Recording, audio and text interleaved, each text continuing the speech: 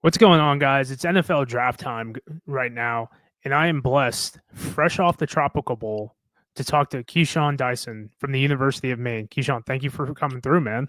How you doing? Thank you for having me. Dude, a little bit of a whirlwind for you right now, I can imagine. Yes, First sir. off, you're probably finishing up school, if not close to it. So Yep. you got the tick of the professional, side of your life almost done. Going through the NFL draft process, obviously going to the Tropical Bowl, coming from an FCS school, when Mhm. did you realize that this could actually be a real thing in your life?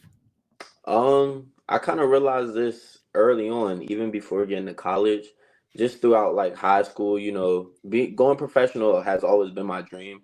To always play like professional football in any sort, to be honest. But always, of course, NFL before like all these other leagues came across. But just like growing up, I just always admired watching people play in the NFL. I had a cousin, Sam Shade, who played on the Redskins, been coached by a lot of guys that were in the NFL. So Mhm. I just kind of always just had that image in my head, like I'm with some way somehow I'm gonna play pro one day when I get older. So going to college, that was that's that middle stepping stone to get to the pros. So that just started becoming that vision became closer and closer and closer, and now here we are, me like on the final stretch to getting into the pros. You're from the DMV, Yes, which sir. is riddled. And I don't know if riddle is a negative connotation, but I'm going to use it as a positive one. Hmm. Talent seeping out of Yep. that. Coming through high school, were there guys you played against that you were like, yeah, I can compete? Because there's been guys when I was in high school, I'm a little older than you, that I played Yes. against that were getting some looks. And then I was like, yeah, I might not be a professional football player. Yeah, so I mean, I've always been like an underdog. In the DMV, there's a lot of private schools. So unfortunately, I didn't go to private school. I went to public school. So that was one thing, just seeing guys at private schools get, looks early on, whereas like my looks didn't come until the final stretch right before signing day and things like that. And mainly that was D2 at the time. But there was also guys from public school that I've played against that are like on that bigger stage now and on that level. Just for instance, like my boy Jalen Coker, he went public Yeah. school. His high school wasn't as good at the time, but he was always the man. And now you see undrafted and he's balling for the Carolina Panthers. So like, yeah, playing against some guys growing up or just seeing guys in my area had me like, dang, like is that gonna be me one day? But I always had that faith. So Jalen's a great story, yes, especially sir. he's a guy who took advantage of the opportunity. Mhm. Limestone, D2 school in South Carolina, got a lot of passion for because Jericho Cotry might Okay, have was he their coach? I think he was his coach I at think one so. point. Yeah. Yeah. Yep. Limestone's done a good job putting together a good program. So shout out to Jalen on that one. I haven't Yes, talked sir. to him, but really happy to see his success Yes, sir. with this college process going on. It's very common at this point, multiple schools. Why Hmm. St. Francis, Pennsylvania, if I'm not mistaken, Yep. coming into there? How is that process? And then to ultimately transfer to the University of Maine. Now, Okay, so before you answer, I gotta preface this: not many people go to Maine to begin with. yeah, So, it's real cold up there, man. It's yeah. real cold. But yeah. So I'll start with St. Francis. Coming out of high school, like I said, didn't really have too many big offers. So I had a lot of D2s, a lot of PSAC schools to begin with, and then Mhm. kind of leading up into that week of signing day, my cousin he actually reposted my highlight tape on Twitter at the time, and the coach from St. Francis, Coach Neil, had reached out to me, him and the linebackers coach, and that kind of just started from there. Went up on a visit. I really liked it. Plus, with my cousin being up there, it felt like more comfort. And then it was just an opportunity that I felt like going into the NEC, I could kind of showcase my talent and show people what I could do. Because I wasn't like a big recruit and things like that. Mhm. So I just wanted to go in there and make an impact. I liked it. It wasn't, it was up on a mountain, nothing really around it besides Pittsburgh and Penn State. Yep. But that was something I needed coming out of high school, just that small school to really focus in and get used to learning the playbook in college and doing all those things. So I would never regret it. I had a great time at St. Francis, got my undergrad there, so I stayed all 4 years. Coming in 2020, COVID happened, which gave me a COVID year. So then I just hit the portal wanted to get my master's somewhere else, also wanted to take my career to the next level. Felt like Mhm. I could go against some better competition, get some better looks. And one thing, I just wanted to be at a school that had a pro day just to give me that opportunity and let me know, okay, I at least had a chance to go pro. You know what I mean? At least had a chance to get in front of the scouts and show them what I can do on the field and with testing and all that. So going to Maine, it was just an all-in-one package. Like I'm getting my master's there, pro day, and it was just a better opportunity to play in front of better competition and more scouts. I like that you preface the education part, and the reason why is because in today's society, I think there's regarding college football, that is, I think Mhm. there's two facets of the transfer portal. There is, I didn't get my money. I think I Yeah, might be better than I really am. Oh my God, I'm not as good as I am. Go from the yeah, FBS to the FCS. But what people forget to realize is a guy like you graduated.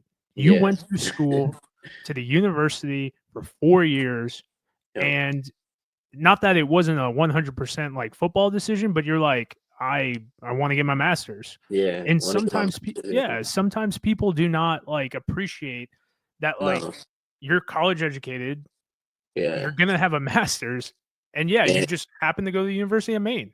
yep. And something that kind of pushed me too is like education getting paid for. That doesn't happen a lot for a lot of No, students that are in college that aren't athletes. They're paying out of their own pocket. So just getting a scholarship and being able to have school paid for and football paid for, I'm like, I got to get both. You know what I mean? It's like, yeah. I don't know. I was just raised to go all in. So it was just like, all right, I got to get both. Got to get this education and this degree and accomplish the things I want to on the field. Yeah, and what are you getting your master's in, if you don't mind me asking? So I'm getting my MBA. Hell So yeah. business, yep. Yep. That's what I'm in my master's program. I start in March. I'm getting an Okay. MBA. All Yeah. right. Good luck to you, man. Yeah. Some days I feel like I'm smarter than the teachers. I don't know. I feel that. I feel that. But that's amazing. And I love that you prefaced it as well. Now, obviously Maine has a pro day. Yes, sir. There've been some dudes to come out of there. Hmm. For some reason they like going to the Chiefs. Yeah. I'm sure you've read it. Mike Yep. DeVito being the most recent one, obviously Yes, Javon sir. Belcher and whatnot, and there's a couple others that I'm forgetting as Pat well. Ricard is up there Yep, from, well, he's on the Ravens. So yep, yeah. that's awesome. Now, when you are going through the process of being at an FCS school, probably a little different than I can imagine BC. That might be the closest Yeah. power four to you. Boston College and UMass. Yep. Yeah. Oh, UMass is D1 or FBS now. That's crazy. Yeah. Do they know that? I don't know if they know that about their facilities. Yep. But but when you make that decision, how instrumental has the coaching staff helped you out as well? Because they don't deal with this Yeah. a lot, I imagine. Yeah. So being going to Maine, it was kind of good as well because Mike DeVito is actually on their staff as Hell like yeah. the NFL liaison and Awesome. player development. So when I was transferring in and I told them what my goals and aspirations were, Mike DeVito was like a one-on-one connect. Like me and him talk almost every day. He's been on a lot of calls. He's been helping me. So that kind of like helped because there's people in the staff and there's a lot of undrafted guys, believe it or not, that people don't even know about that came from Maine, and a Mhm. lot of guys in the CFL. And the thing about Maine is like everyone's like a brotherhood. So it's like if the coaches don't know or someone right there on staff doesn't know, they're like, here's this number, call this number, talk to this guy. Some things like that. So it's, believe it or not, like of course it's not big like an SEC school where they're getting 10, 15 guys each year drafted. But it's like you still have that funnel and that line of if this is what you're trying to accomplish, you can accomplish it. You know what I mean? But it might be some hurdles that you might have to go through. But there's guys that have done it, so that kind of gives you like that motivation, like, okay, it can be done. I think that's lost upon this. And I know there might be a common saying of if you can play, you can play. Yeah. And I think that might be coach talk sometimes, maybe a Yeah. recruiting pitch when kids go into a D3 and he's like, I Yep. want to go to the NFL. And they're like, well, if you're good here, the You can possibilities are play, endless, yeah. right? Yep. But it's great for me to hear that Maine has such a good support system. And Mhm. obviously, we mentioned Mike DeVito, Yes, sir. someone who you know, had success in the league and actually played in games from the FCS level and was a part of a couple playoff runs and whatnot, helping you Yes. to achieve your goals. Now, you mentioned you had a cousin as well, Traquan Dorsey. Hmm. I don't remember when he was drafted, but I know he played for the Maulers for a year Yes, sir. before the Yeah. merger. Have you talked to him a little bit about this whole process as well? Yeah, so me and him talk. We talk. He kind of like motivates me because he actually made it to the Maulers out of St. Francis, Yeah. which is like very hard not having really a pro day while he was there.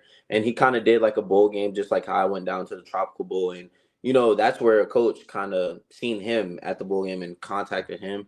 And just talking with him, it kind of gives me that motivation. Like, even though you might not see straight through where you're trying to go, you can get there as long as you just push and keep pushing. So that's been good because me and him played together on the team, known each other since we were younger. So it's like someone personally that I've known, I've seen his ups and downs, and him to still be able to make it was a good thing of me seeing and a great motivation.